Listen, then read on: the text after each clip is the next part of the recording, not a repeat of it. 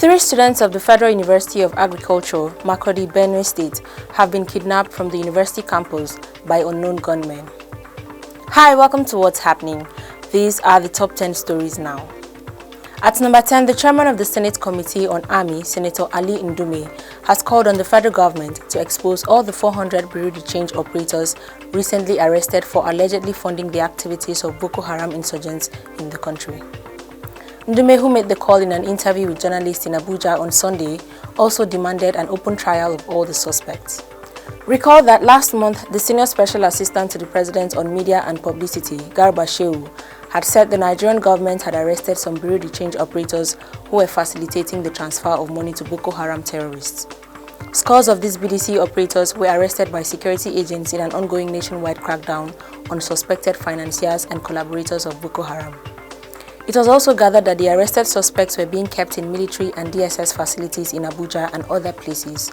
However, Ndume says Nigerians deserve to know what the government was doing concerning the suspects in custody, since nothing has been heard or done since their arrest. At number 9, Boko Haram insurgents breached a crucial military base in Borno yesterday, killing a commander and at least 30 soldiers. Information disclosed to journalists by military sources said the insurgents disguised themselves as friendly troops to enter the fortified headquarters of the 156 Task Force Battalion in Minok.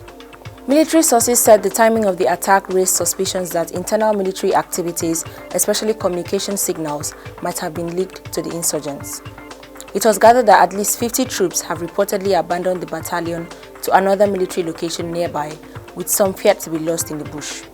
The insurgents also set houses ablaze and broke shops in the town. At number 8, the presidency has said 319,755 Nigerians have benefited from the fund payroll support of the Economic Sustainability Plan of the federal government. The Senior Special Assistant to the President on Media and Publicity, Office of the Vice President, Laolu Okonde, disclosed this in a statement in Abuja. He said the one-off micro, small and medium enterprises grant of 50,000 naira will also begin within the week in furtherance of the federal government support for small businesses during the COVID-19 pandemic under its ESP. The scheme is estimated to save not less than 1.3 million jobs across the country and specifically impact on over 35,000 individuals per state. At number 7, over 2,000 people have reportedly been displaced in Gaidam, Yobe State, after Boko Haram insurgents attacked and took control of the town. Reports say the insurgents occupied the town on Friday and asked residents to join the sect. They shared pamphlets containing their rules and ideology. The insurgents, who engaged the military in a gun duel for more than 24 hours, were said to have invaded Gaidam with more than 20 gun trucks. Apart from looting shops, the insurgents cut off communication network in the town. An unspecified number of people have been reportedly killed. This development has forced residents to flee to neighboring communities for safety. At number 6, the Joint Admissions and Matriculation Board have so far registered more than 300,000 candidates for the 2021 Unified Tertiary Matriculation Examination. According to the board's weekly bulletin, obtained from the board's website on Monday, JAMB has also registered more than 8,000 direct entry candidates. The bulletin says candidates can send their national identity number from any SIM of their choice, provided the SIM has not been used by another candidate to register for UTME or DE in the past. At number 5, operatives of the police command in Kogi State have stormed a kidnapper's den and rescued a man who was abducted at PYN Junction on Ajeokuta-Lokoja Road on April 25th. In a statement issued in Lokoja on Monday, the command spokesman, William Aya, said 2 AK-47 rifles and 29 rounds of live ammunition were recovered from the kidnappers. The victim was abducted by 4 gunmen at about 3:30 p.m. on April 25th and forced into the bush by the gunmen. The police were able to trace the kidnappers' hideout and engage them in a gun duel, after which the victim was rescued. The command spokesman said the State Commissioner of Police, Ede Ayuba, had directed hospitals and members of the public to report anybody with bullet wounds to the nearest police station. At number 4, motorcycle riders and members of the National Union of Road Transport Workers clashed at the Iyana-Ibaojo axis of Lagos State today. The incident, which happened near the Lagos State University, was said to have started around 8 a.m. The cause of the conflict could not be ascertained, but gunshots were heard.